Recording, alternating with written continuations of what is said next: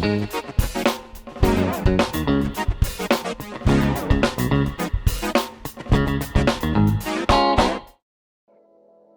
and welcome to Take a Beat. My name is Tears and I'm the digital pastor here at IES.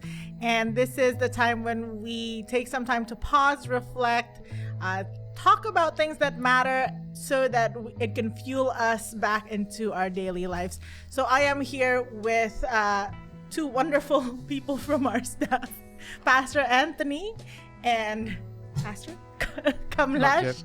And actually, I'm really excited because if you know them at all, they got jokes.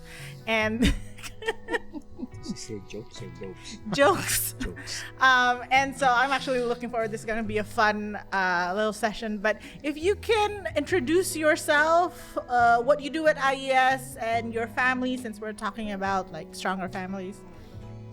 My name is Kamlesh. And I'm not Anthony. Silakan. Okay. Yes, my name is Kamlesh. I am the finance manager or business manager in IES. I basically handle the finances and operations. And I've been working in IES since 2014. I have one wife and 3 kids. My kids are 21, 16 and 4.5. If she would hear me say 4.5, she'll say, "No, Daddy, almost 5." So almost 5. My name is Anthony. I'm one of the pastors here. I lead a ministry. It's called IES Encounter. It's our 4th service of the weekend. It happens to be at 4 p.m. on Sundays. It's a ministry led mostly by young adults, but everyone's welcome. And let's see, about my family, right? Yes. Yes. Okay. Like Pat Kamlesh, I also have one wife, Amen. but 2 kids. 2 kids. My wife's name is Abby. She's spectacular. And my son's name is Armin, and my daughter's name is Alexa. And we like to call ourselves the A-Team. That's great. So I realize that I feel a little intimidated because both of you have longer hair than me these days. And so, this is a tangent, but like, how do you take care of your hair? Any specific shampoo tips? Please. So very polite. I used to wonder why females or women or ladies go to the salon to get their hair washed. It's like, I can't just wash them at home. And then when you have your hair long and you try to dry it, then you suddenly realize, thank God for salons. It's nice, isn't it? Yes, so now when my wife says, I want to go to the salon to get a hair wash, I say, yes, I understand. Did you go with her? No, somebody has to take care of Tiff. Okay, so since both of you are married and you have children, let me start with this. You have your faith in God. How do you explain and or teach about your faith to your kids? For us, my kids know that I work at the church. They know I'm a pastor, and so they've always seen me on stage or on Sundays. They're usually with us. But I think one of the ways that we teach our kids is 2 things: through reading the Word and also by praying with them on a daily basis. So it's kind of just in conversation. If someone's sick, we just tell them, look, this is what we do. Let's pray. Let's pray for your brother. Let's pray for your sister. And so just, I think a lot for us as a family, probably more through prayer than anything else.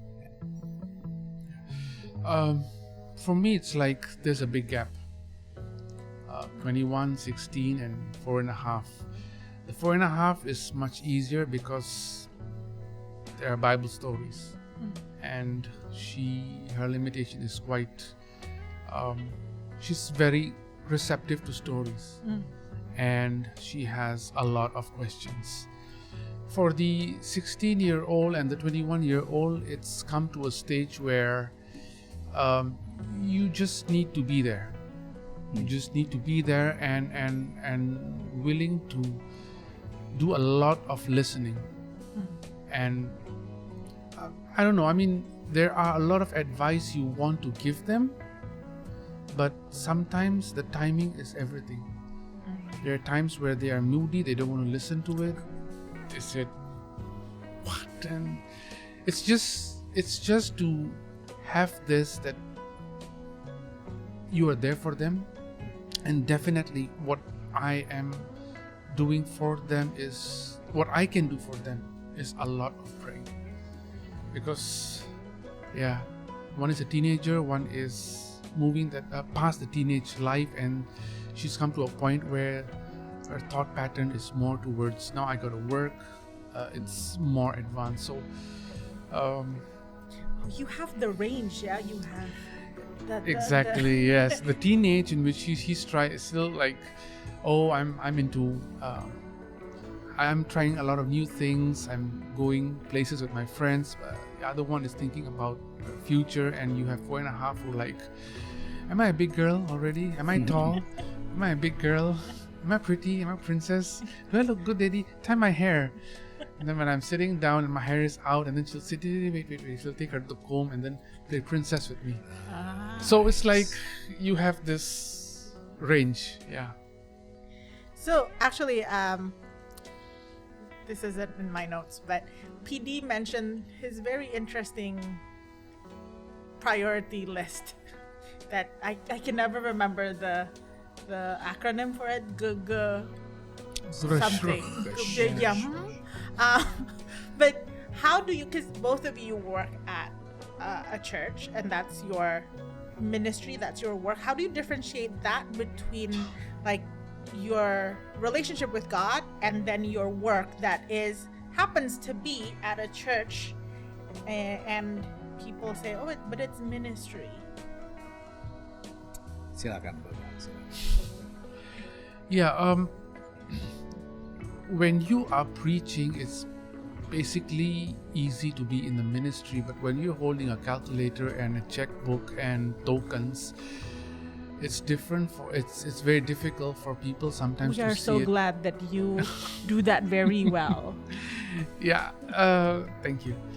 So it is difficult, but eventually you just do what you need to do, and it just takes time for people to realize that the ministry that happens actually gets integrated in the operation and finance side. I mean, the money doesn't flow, the ministry doesn't happen. So it has to, you have needs, you need to request for it, but to request for it, you have to understand that why do you need this kind of, so there is an integral part that is strategic and planning, and it's there. But a lot of people just see the end result. They just see, okay, it happened, and that's good. But it seems like it's probably like, as when you're holding a calculator, it's a little bit easier to differentiate between like, my relationship with God and my work. But Vance, how about you? For the most part, my kids already know like certain set schedules, but we do put together time, like Fridays would be like movie nights, or Saturday morning is when we would spend some family time. But also when they are here, something that I learned from Pastor Dave, that he doesn't mind them running around. There's so many times where I'm preaching, Alexa literally comes up like next to me, or they're running around, and and it's a good thing that Pastor Dave teaches that it's not a big deal. I just like, okay, and so at least they know, yes, it's what I'm doing, it's work, but then at the same time, how I react when they are not behaving as they should be going up on stage is not a big deal too. So for us, there isn't like, kind of like a set schedule. We've already built it in that, okay, I have a life group, or sometimes when I'm not having a life group, Armin's like, how come you're not at a life group? How come the life group is not at our house? How come it's over at the other apartment? So we're blessed that our kids have adopted, and they kind of know this is who we are and what we do. And especially during pandemic, it's like, hey, we haven't watched kids church yet, or so they would remind us like, oh, we need to watch the video, things like that. I actually, while you said that, that reminds me, if you want resources for your kids, we have lessons and parenting articles and things like that for you at ieskids.org. So this is my little plug for our kids ministry. So how have parenting teach you about God? I'll go. There's nothing worse than seeing Armin and Alexa fight, especially when they don't fight fair and they're just like at each other, you know. And then when they get along, it's like, oh my goodness. Do they fight a lot? They fight every day. So it's, you know, it's very loving, or it's just very like just constant fighting. And that has taught me that our Father in heaven wants us, his children, to also get along with one another, to love one another as he has loved us. So that has given me a better understanding of that. Oh, okay, this is how it feels like if you're a father and you see your kids not getting along. It's like kind of like the worst feeling, especially if they're mean about it with one another. For me, sometimes the strongest message I get is obedience. I would like my kids to do things a certain way, which I know it's really good for them. I mean, there are a lot of things that are not principle. It's not important. You can do how you eat, how you drink and all that, but sometimes in life there are things that are really, really important and it's really beneficial for them. And I'm like telling, hopefully you would do this and go at this direction, but they don't do it. And sometimes I feel that, yes, I have the word, the Lord tells me to do this, and if I don't do it, I know how he feels, and I also know it's not good for me. So it's like a warning. I need to do what the Lord tells me to do. I know sometimes it's tough. It's really tough, but it's all in a package. And I've maybe learned a lot in which there are times where we have to be stern. But I think we should spend more times in a, how do you say it, in a nature that is more persuasive. It's nice. I mean, Asian parents, I'm your dad. When I say it, you do it. That's it. No questions asked. Because I said so. Yeah, he's your dad. Or sometimes the dad is very mysterious. He's like communicating to the mom, and he talks to the mom. I mean that happened with. It's there in the culture, but for me, it's like it's not supposed to happen that way. That's bad. So again, like I said, seeing this, sometimes I look at my kids, and even though they do not follow what I want them to do, my reaction is not like, "How dare you? I am your father. If you don't like, you can get out of the house." I mean, it's happened. It's I did not say that, but it has. Those things have. Those are the things that I have experienced. So it's like, okay, it's your life, but whatever happens, however you don't want this, that, and all that, however, whatever. Because again, like I said, I have 3 age groups. I'm there. At one point, you will stub your toe, you will hit your head. Whatever it is, I am there. Yeah, that's it. So, kind of looking at life, a lot of unexpected things happen. Sometimes bad things happen, whether it's directly to the family or even like we all went through a pandemic. And how do you go through, like, and how does your faith help you as a family through hard situations or challenging situations? 2 things. It's a preview of my message later in April 30th. I look at it 2 different ways. There's a family that I belong to, and oftentimes the things that happen in that family is beyond my control. And there is a family that I'm a part of, that I'm leading, and I have more control or say. So I look at it two different ways. For the family that I belong to and I have no control over a lot of the things, it's a lot of faith, a lot of prayer. And throughout the years, I've seen how God has been faithful. And so when we do go through hard times, difficult times, I've been there, done that. So I know that God will follow through. But in terms of my family now, it's that, again, through prayer, that, my kids are only 7 and 4. So, limited amount of information that we share. But some of the information that we do share, if someone's not feeling well, or like when my father passed away, had to teach our kids, okay, so, grandpa was sick from COVID. This is what COVID is, and people die. And it wasn't like a sad, yes, it was sad, but then at least they kind of learned what death is and what heaven is and who God is and who Jesus is. And so, I look at it that way. So the family that I'm a part of, I have no control over. I trust that the Lord will work in some ways. The family that I'm leading, then it's more on the teaching part. It's more on the leading part. Yeah.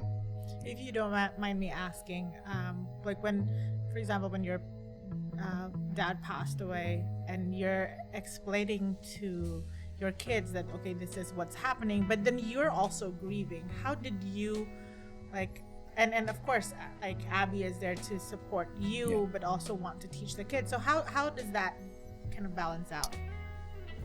To be honest, it was go west, expeda. I was, by the time I landed, my dad was already incubator, and then it was still 3.5 weeks after that before he passed away. And so I spent a lot of times in the morning for 2-3 hours just on my bike, just was riding. this in LA? Yeah. So a lot of it is just that. I think that really helped me to stay balanced. But it was hard because I needed to be strong for my mom. I needed to process with my brother, and then I needed to process myself. A lot of conversation with Pastor Dave too, on just like, when do I tell my mom to let go? Pressure from the family who don't really know about COVID, and everyone has opinions of what you should do. And then social workers calling every day and asking, he's alive, but is he really alive?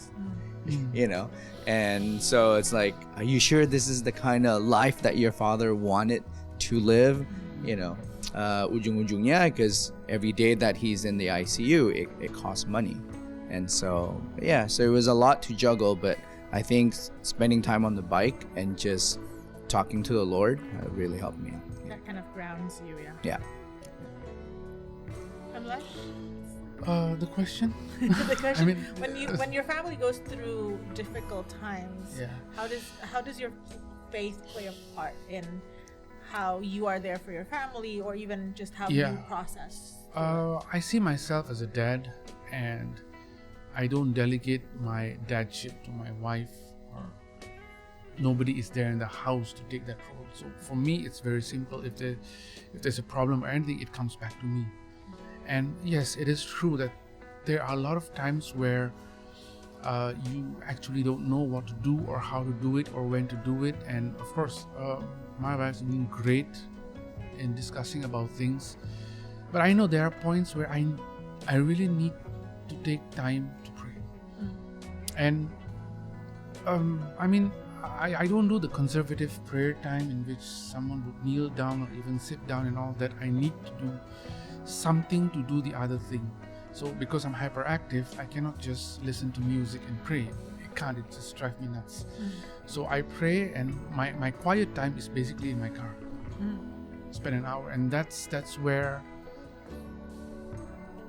that is really the time where I can, because I'm doing something, and because I am doing something, I can actually focus on talking to God. And a lot of times in service, come in and it's like, brain freeze. It's like, I just can't talk. I just can't talk. I can't think. I can't do anything. But during that time of worship, again, like when I'm doing something, I can actually concentrate more, and that's when the Lord speaks to me in simple things, and I feel that He strengthens me. Yes. And again, I need to pray for my children. I need to pray for my wife, because even though I'm strong, if they're not strong, then I'm weak. At one point, and there is this desperation in me always. It's like, I'm glad that God is with me, and I sometimes imagine, what if God is not with me? It's like, it makes me, so I'm glad that God is with me. I know He's with me. Sometimes I don't feel it, but I know His word says that He's with me. So I know that eventually, how tough I go through things, it will pass. I will pass. And so far, so good. That's good.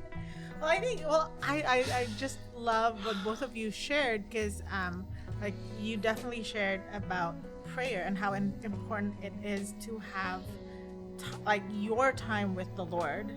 But then both of you, in your own ways, were talking about how you are present in your family, either a family that you're a part of or a family that you lead, and you don't shirk away from the responsibility of like your role in that family. So I really I think for me that's really big. Any other thoughts before we wrap up?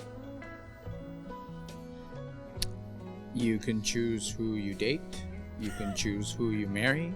You can choose how many kids you want, or at least try, but you cannot choose the family that you're a part of.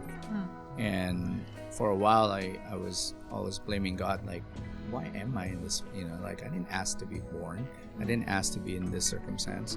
But then there was a change in my paradigm that God does not make mistakes, and there's a reason why I'm in this family. And I think when you approach the Lord that way, you'll see family in a very different point of view, and why you're in that family, or why you are the way you are. I think one of the great things as a dad, as a family person, is coming to understand that and accepting it and be like, okay, now I know why I'm in this family. Coming from a pure Eastern Indian family with their tough cultures and odd ways of dadship and momship, and I just want to say that there are three things: thank you, I'm sorry, and I love you. Don't take your kids for granted. Tell them thank you, even though they're in the house or whatever. When you're wrong, as a parent, as somebody, just say I'm sorry. Never ever say, or never ever try to give an excuse when you're really, really wrong. So just say I'm sorry. It's so beautiful to know your kids realize that my dad is saying I'm sorry. And the third one is I love you. I don't think we say it enough. I mean, I love you, hugs and all that. You can never ever. Your kids are not going to say, don't hug me. Of course, they do that. Like, Armin's starting to at school. Yeah, I'd say, love you, and he's just like, and he walks away. But it doesn't matter, because then you're planting something. So, for me, coming from my family and all that, these three words were absolute. And I don't want my kids to experience that, because it's not. Well, we're kind of out of time, although maybe some other time, if we can have hear both of your stories, because I know both of your stories, and I love how I see how like God's worked so much and so beautifully in both of your lives, that I think at some point it would be good to share. But thank you so much for joining me today and being willing to share about your family. And thank you for joining us in this conversation. And we are rooting for you and praying for you to have and lead and be a part of stronger families. And so thank you for tuning in, and tune in next week for Take a Beat.